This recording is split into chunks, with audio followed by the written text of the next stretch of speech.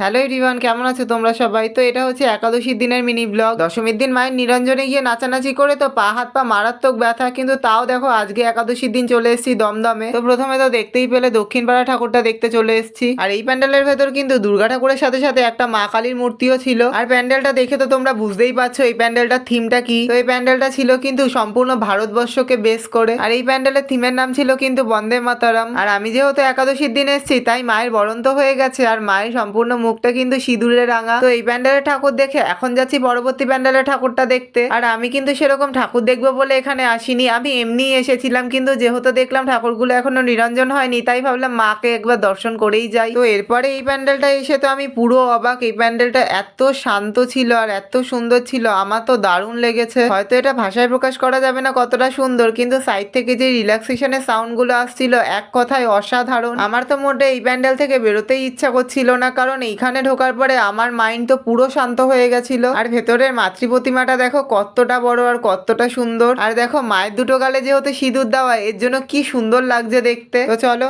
আজ বাড়ি যাই, দেখা হচ্ছে নেক্সট ভিডিওতে।